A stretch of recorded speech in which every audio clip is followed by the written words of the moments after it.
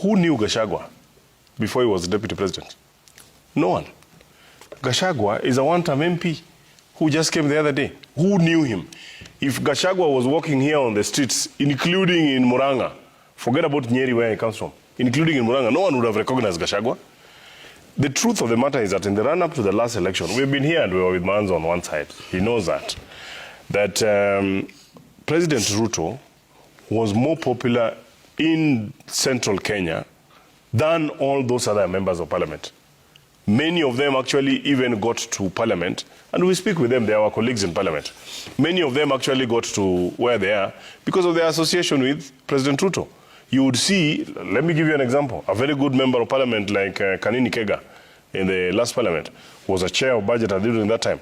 What is it that led to his loss? Is because he was not on the Ruto side. It was not because he was not on Gachagua's side. That's, if anything, Gachagua was struggling to actually also get back his seat during that time. We were with Gachagua in the house. He was struggling. He used to come and consult, what is it that is happening? I think that no single Kenyan knew regarding Gachagua before the day the president appointed him as deputy president. That's when he began to get a bit of traction. Nevertheless, whether he participated, the right to a vote, the right to a vote, and this is where we make a mistake, that if Makueni votes for a particular candidate, then my good friend Manzo will come and sit here and say, if it were not for me, they would have not voted. Your vote is one. Yeah. Gachagua's vote was only one in the ones that were actually voted in that. That's why Ruto is going to be a one-term president. But it's also, but then. It's because of advice like that. Ruto is going to be a one-term president. Let me tell you, Ruto is going to serve the first one term, which was voted by the members of UDA. Then he's going to serve a second one term with this broad-based government. And the numbers will begin to whatever. And I think part of the discussion we're going to be having today, and it's not in too long, we're going to have by-elections. Yeah, it's the next conversation we're having. Yeah, we are going to have by-elections coming up pretty soon, Trevor. We are going to see whether for example, in Ugunja, whether the united opposition is going to win that seat. We are going to see in Western Kenya whether the united opposition, as they purport to claim, are going to claim that particular seat. We are going to see in Baringo. Yeah. So, there is all talk. Yeah. There is all talk as we speak about it. And now, let me tell you, there are certain truths. The truth that Gachagua has spoken about is that he is a tribalist. That is the truth. I agree with him. If that makes him a truthful man, I completely agree. Every other day, and Manzo, if we are to be fair, forget about our politics. The gentleman kept on advocating for he spoke about shares, including in Ukambani. And he told these guys in Ukambani, you guys don't have any shares in this government because you did not vote. Kura kidogo. And this, my good friend here is a seasoned legislator. He's my senior actually. He's a seasoned legislator, knows very well that when someone comes to your region and tells you that you do not have shares and yet you're giving out taxes. I remember him being the first person who criticized Gachagua during that particular time. And he said, this is not right. What is it that has changed that now is... Are you trying to say when you went to your place and said that there were no shares, that the people of Ukambani do not have shares in government, that was truthful? Uriri Member of Parliament Mark Nyamita has defended President William Ruto's right to seek a second term, dismissing opposition narrative that seek to prematurely end his leadership. Speaking during an interview on Citizen TV Daybreak Show, Nyamita stated that Ruto's first term was constitutionally secured through democratic election by United Democracy Alliance UDA supporters and affirmed that plans are underway to broaden the coalition base ahead of the second term bid.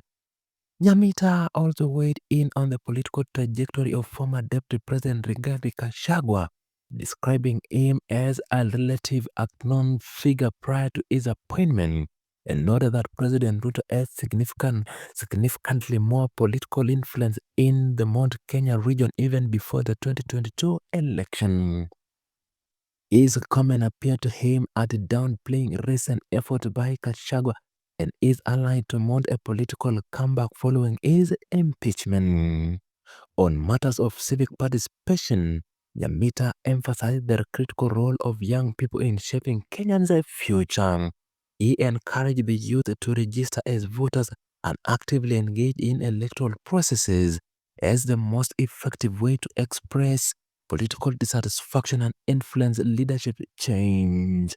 He also challenged the Independent Electoral and Boundary Commission (IEBC) to rebuild public confidence through transparency and responsiveness. The legislator further pointed to the National Assembly readiness to prioritize electoral reforms legislation. He said that the parliament is now in a position to support IEBC in reducing post-election dispute through legal amendment and introduction of new laws where necessary. Nyamita argued the Electoral Commission to present specific proposal requirement parliamentary action, reaffirming lawmakers' willingness to enact changes that promote electoral credibility and democratic stability.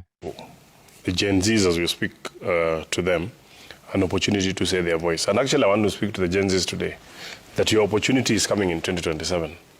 If you have issues with the leadership at different levels in the country, your opportunity is the election.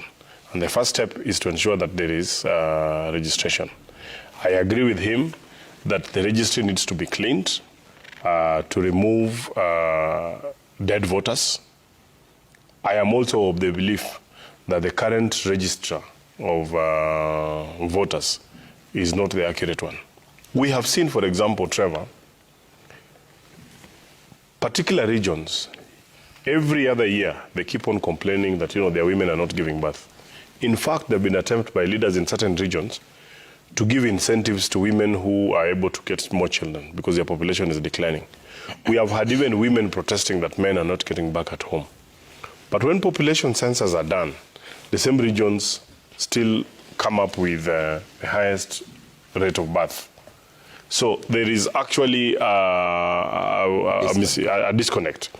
And when we live around here, if my good friend from Makueni here were to tell me that there are 2 million voters in Makueni, I am not very familiar with the territory of Makueni, but at least I know Makueni. I've been there to a couple of places. You can tell by certain activities in a particular region.